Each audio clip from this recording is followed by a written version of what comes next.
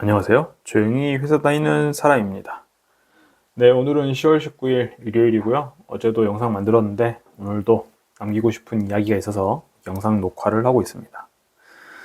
이번 영상 주제는 좀 약간 다른 이야기예요. 제가 S&P 500과 이제 VX US 같은 미국 ETF 투자하는 거 외에도 비트코인, 네, 비트코인 중에서도 정말 그 원천이라고 하는 BTC, 이 비트코인에 투자를 하고 있는데, 뭐 투자라기보다는 제가 봤을 때는 보유한다. 네, 투자라기보다 보유가 맞겠네요. 네, 그렇게 하고 있는데요. 지금 제 계좌, 업비트 계좌를 캡처해 봤는데 뭐 얼마 되진 않습니다. 네, 한 109만 원 정도 매수를 했고요. 좀 한 1년 넘게 이렇게 보유를 하고 있는데 수익률은 20% 정도입니다. 네, 원래는 뭐 30% 가까이 갔었는데 비트코인 좀 최근에 하락하면서 낮아졌습니다. 저 같은 경우는 이미 전 재산 아파트를 원래 갖고 있던 거, 자산 비중에서 한 80%, 90% 가까이 되던 아파트를 8월 달에 잔금까지 받았죠. 잔금까지 받은 다음에, 3펀드 포트폴리오라고 하는 미국 주식과 미국을 제외한 모든 해외 선진국들의 기업들에 투자하는 그런 포트폴리오를 갖고 있는데, 거기에 추가로 비트코인을 제가 보유하고 투자를 하게 되지 않았겠습니까?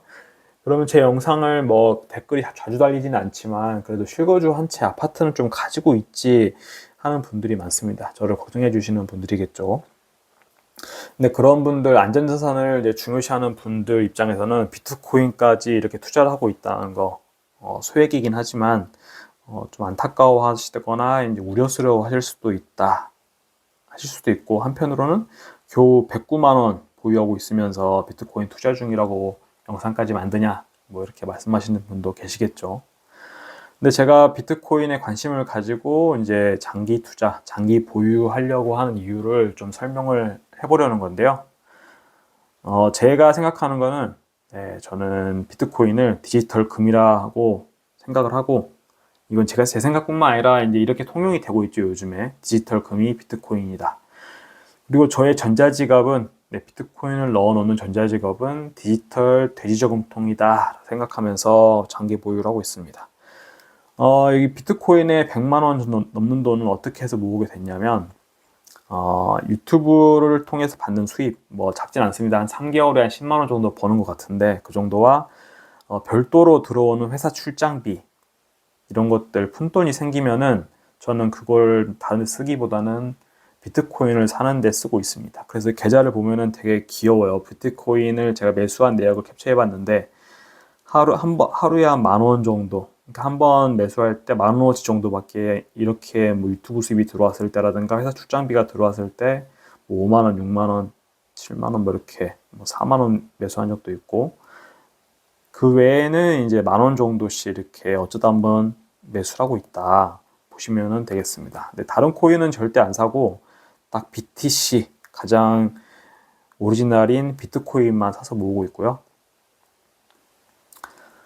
저는 이제 비트코인에 이제 본격적으로 관심을 갖게 된 게, 미국의 증권거래위원회에서 비트코인 ETF 발행을 승인했죠.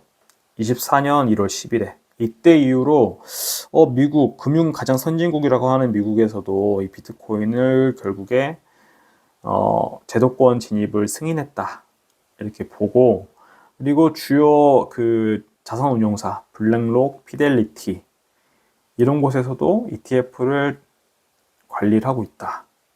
아크 인베스트도 있네요. 제가 아는 곳 중에. 여기서 비트코인 이제 사람들 사이에서 어느 정도 자산으로서 이제 인정을 받았다, 자리매김을 했다라고 저는 보고 있고요.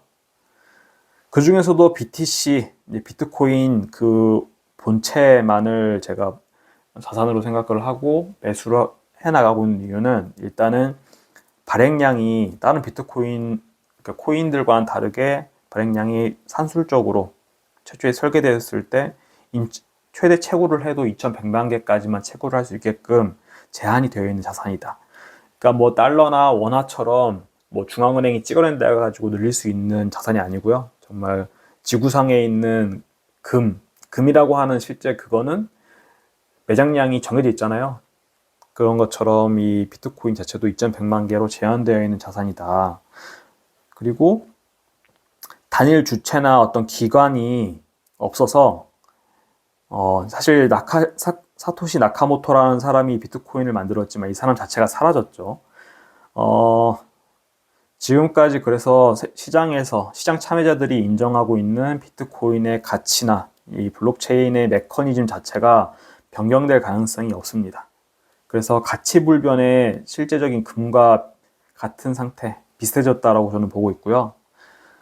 수학적으로 제가 이 자동차 소프트웨어 개발자로서 일을 해보면서 자동차 쪽에도 이제 보안 이런 게 되게 중요해졌거든요. 그래서 보안 알고리즘에 대해서 어느 정도 이해를 하고 있는데 비트코인의 블록체인이 이제 이변조될 가능성은 이 암호화 알고리즘을 봤을 때 양자 컴퓨터가 나오지 않는 한, 양자 컴퓨터가 나와도 비트코인이 또 양자 이런 컴퓨터에 대응할 수 있게끔 그 암호화 알고리즘을 개선하는 작업을 하고 있는 걸로 알고 있는데 수학적으로 이 비트코인의 블록체인 이변조를 할 수 있는 방법은 지구상에 존재하지 않는다라고 저는 보고 있고요. 오히려 화폐들이 뭐 달러든 원화든 유로화든 재벌이나 정치 세력 그리고 최악의 상황에는 이제 군부 쿠데타 이런 거에 의해 가지고 국가의 화폐 정책이 바뀌는 경우들이 이제 심심치 않게 역사적으로 있었잖아요. 오히려 비트코인은 그런 사례가 발생하지 않을 수 있다는 점에서 매우 강력한 자산이라고 저는 보고 있습니다. 그래서 디지털 금이라고 불리우는 거에 대해서 저도 좀 스터디를 해보니까 이게 합리적으로 말이 된다. 그리고 이제 비트코인이라는 게 가상화폐, 디지털 세상에서 쓰이는 거기 때문에 혹시나 어떤 서버가 털리거나 전쟁이 나가지고 이 비트코인 저장되어 있는 뭐 서버라고 할 수 있는 PC 자체가 폭파되거나 이랬을 때 없어지는 거 아니냐 생각하시는 분들이 있는데 이 비트코인 개념 자체가 엄청나게 좋은 게 탈중앙화가 되어 있다. 이 비트코인을 채굴하고 채굴하는 시스템에 참여하는 사람들이 전 세계에 분산되어 있잖아요. 그래서 예를 들어가지고 정말 최악의 미국이란 나라가 핵폭탄을 맞아가지고 사라졌어요, 지구상에서. 그럼에도 이 비트코인이라고 하는 거에 이 블록체인 그 장부가 거래에 대한 장부가 다른 국가들에도 이렇게 퍼져 있기 때문에 어느 한 지역이 사라지거나 서버란 게 존재하지 않죠. 그게 없어진다고 해도 이 비트코인의 가치는 유지가 된다. 이런 것들이 되게 매력적으로 다가왔습니다. 쉽게 말해가지고 비트코인 처음 하시는 분들 이제 가장 개념 이해하기 쉬운 게 넌 디지털 땅 따먹기라고 보거든요. 이 비트코인 채굴할 수 있는 건 총 2,100만 개 이렇게 정해진 땅이 있고 이 안에서 이 비트코인 장부 안에 소유권을 기록하는 장부 안에서 내가 얼마나 많이 그 기록을 해둘 수 있느냐가 땅 따먹기처럼 중요하신다 보고 있고요. 이거는 땅 따먹기 이렇게 참여하는 친구들하고 어렸을 때 해보면은 같은 이 범위 안에서 땅 따먹기 할 때 서로가 정해놓은 규칙에 따라서 땅을 이렇게 따먹고 나면은 내 땅은 이만큼이야를 이 3명의 사람들이 모두가 합의하잖아요. 그래서 이건 그래 너 땅이 맞아. 그런 것처럼 이 장부에다가 기록해놓고 이거를 모든 이 게임에 참여하는 시장 참여자들에게 인증을 받는 거죠. 인증을 할 때 아주 강력한 지금 현재 지구상에 존재하는 어떤 컴퓨터로도 어떤 기술로도 깰 수 없는 그걸로 인증을 하는 거. 이게 비트코인의 거래의 전부다. 블록체인 기술의 전부다라고 저는 보고 있고요. 간단하게 설명하면 이 거래 장부 자체가 투명하게 공개가 되고 디지털 서명으로 거래 내역을 이제 입증하는 방식을 이제 블록체인이라고 하니까 그 어떤 화폐 제도보다도 저는 오히려 투명해졌다라고 보고 있습니다. 이 생태계, 이 비트코인이라고 하는 이 생태계 자체를 어떤 특정한 절대 지배자가 통제를 할 수 없고 마음대로 변조할 수가 없다는 것도 아주 큰 장점이라고 보고 있고요. 그래서 비트코인을 실제적으로 어떤 가치를 갖냐, 어디다 쓸 수 있느냐 이제 궁금하실 수가 있는데 저는 이렇게 봅니다. 예를 들어서 한국에 있는 둘리랑 일본에 있는 피카츄가 원래로 서로 간에 돈을 주고받으려면은 예를 들어서 원화를 뭐 엔화로 환전해가지고 전송한다든지 송금한다든지 결제 시스템 스위프트라고 하는데 하는 방식으로 하든지 아니면은 이런 금덩어리를 서로 간에 이제 몰래 일수해가지고 주고받는다든지 이런 식으로 거래할 수 있지만 비트코인을 쓰면 몇 분 안에 해외에 있는 사람들을 이 피카츄, 예를 들어서 둘리가 피카츄의 전자지갑 주소를 알고 있으면 여기다가 비트코인을 어느 누구에게 통제받지 않고 전송할 수가 있게 되는 거죠.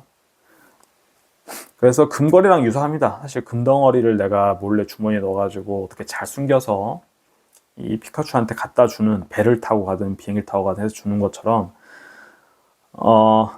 전해줄 수가 있는 거죠. 금도 그런 식으로.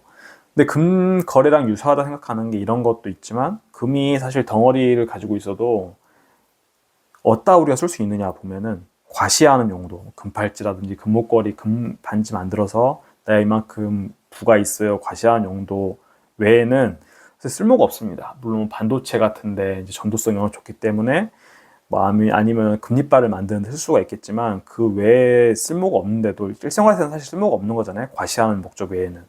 그런데도 사람은 금을 갖고 싶어 합니다. 왜냐하면 가치가 있는 재화라고 생각하기 때문이죠.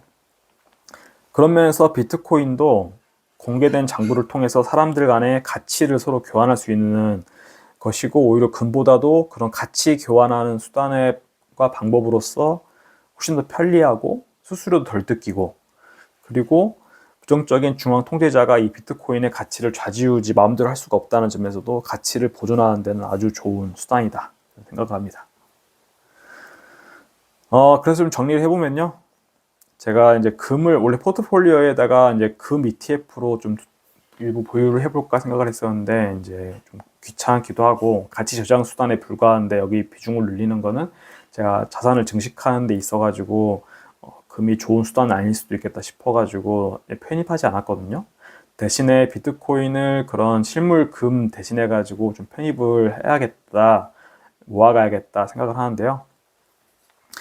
그럼 이제 전통적인 자산 포트폴리오를 구성하는 데 있어가지고 사람들이 금을 추가하는 이유를 보면은, 금이 대표적인 안전자산이라고 보고 있고 이게 수천 년간의 가치를 갖는 것이다. 사실 달러도 근본이제를 수행하면서 원래 금을 은행에다 보관해 놓고 그거에 대한 증서로 달러를 발행해 줬었잖아요. 근데 그런 것처럼 금처럼 금은 이제 가치를 인정받는 오래된 자산이다라는 점, 그리고 인플레이션을 해지하기 좋다. 정부가 마음대로 이제 돈을, 근본이자가 이제 폐지되면서 우리나라는 애초에, 그러니까 원화 같은 경우는 애초에 금과 연계되는 것도 아니었지만, 정부가 돈을 많이 찍어내면은 사실 화폐의 가치 자체가 가만히 갖고 있었지만 그게 하락한다는, 실제적인 가치가 하락한다는 거잖아요. 그걸 방어할 수 있는 자산으로서 사람들이 금을 선호했던 것도 있고, 하지만 이제 실물 금 좋긴 하지만 나중에 이제 사고 팔 때, 살 때 수수료 다르고, 살 때 가격 다르고 팔 때 가격이 다르잖아요. 이게 수수료를 뜯기는 거랑 마찬가지인데 이게 부담스럽다.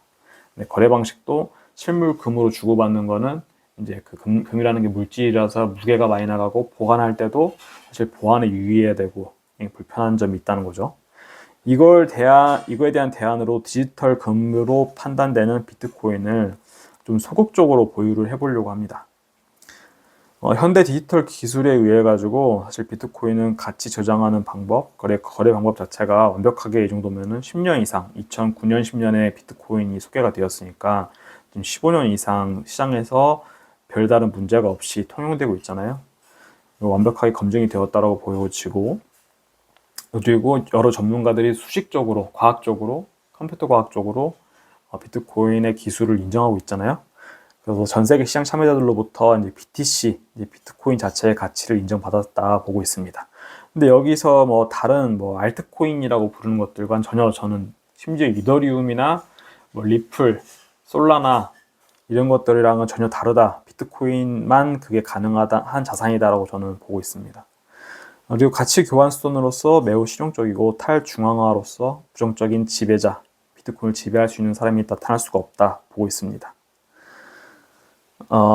BTC, 비트코인을 최초로 개발했다는 익명의 개발자 사토시 나카모토가 갑자기 등장해서 이상한 짓을 해버린다면은 그런 일이 생길 수 있지만, 논리적으로 그럴 가능성이 없고, 사토시 나카모토가 실존하는 인물이라고 해도 지금까지 숨어있는 게 오히려 더 그 사람 자체에게 득이지, 나타났을 경우에 그 사람의 어떤 신변에 대한 위협이라든지 실이 없다.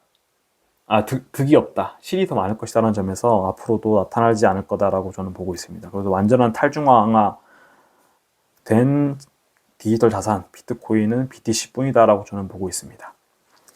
그래서 저는 다른 코인은 관심이 없습니다. 비트코인을 모아간다고 하지만 이더리움, 솔라나, 리플, 도지코인 같은 것도 사실 사람들 사이에서 유명한 비트코인 코인 유지지만 이 탈중앙화, 신뢰도 이런 측면에서 BTC보다는 한참 부족하다 보고 있습니다. 그래서 저는 다른 코인에는 전혀 관심이 없습니다. 코인 선물 이런 것도 관심이 없고요. 그러면 누군가는 이제 그렇게 비트코인 좋으면은 푼돈이 아니고 100만 원, 110만 원 이런 게 아니고 몇 천이나 몇억 원 단위로 보유하지 그러냐 하실 수 있는데요. 비트코인이든 금이든 저에게는 가치 저장 수단일 뿐입니다. 그래서 주식처럼 새로운 물건이나 서비스를 창조해내고 생산 효율을 증대해가지고 내가 투자한 돈 대비 더 많은 수입을 창출해내는 자산은 아니라고 보고 있고요. 가치 저장 수단이죠. 그리고 각국이 이제 정부가 이제 복지나 인프라 투자를 위해 가지고 화폐를 찍어내고 있으니까 화폐 가치는 필연적으로 하락할 수밖에 없고, 그러니까 국가의 부가 증가하는 속도보다 화폐를 찍어내는 가치가 어느 나라든 간에 화폐의 수량이 더 많아지고 더 빠른 속도로 찍어내고 있기 때문에 화폐의 가치는 더 빠르게 하락하고 있는 추세죠. 그리고 제가 그렇게 찬양하는 미국의 달러조차도 미국이 마음대로 찍어내고 있죠. 무제한 양적완화 이런 걸로. 가치가 하락하니까 달러도 현금으로 사실 갖고 있고 싶지 않습니다. 차라리 현금을 갖고 있어야 된다면 BTC로 가지고 있는 게 낫다라고 보고 있고요. 하지만 저에게 최선은 사실 3펀드 포트폴리오로 제가 말하는 VO, VX, US, BND로 들고 있는 것입니다. 그래서 BTC는 장기적으로 들고 가는 게 저는 맞다라고 생각하는데 아직도 그런 확신이 크지가 않기 때문에 지금 뭐 푼돈으로 10,000원, 20,000원 이렇게 사서 모아가는 식으로 나의 심리가 얼마나 이 비트코인에 대한 확신이 있는지 그런 거를 테스트하는 과정이고, 지금까지는 원 하나 달러로 들고 있는 것보다 나을 것 같다 생각하고 있습니다. 하지만 역시나 최선은 VO, VX, US, BND로 들고 있는 게 맞다. 이게 지금까지 저희 생각이고요. 이 정도로 제가 비트코인을 모아가고 있는 이유를 설명해 봤습니다. 네. 좀 저도 비트코인에 대해서 이제 확신을 갖는 공부를 해나가는 과정이라서 좀 부족한 부분도 있을 텐데, 어쨌든 비트코인에 대해서 저는 이런 관점에서 장기 보유를 하려고 한다 설명을 드려봤습니다. 네, 그럼 이번 영상 여기까지 봐주셔서 정말 감사드리고요. 참 제가 말씀드린 것 중에 잘못된 점이 있다면은 리플로 댓글로 이제 남겨주시면 저도 그 부분에서 좀 더 공부를 해보고 생각을 정리해 보도록 하겠습니다.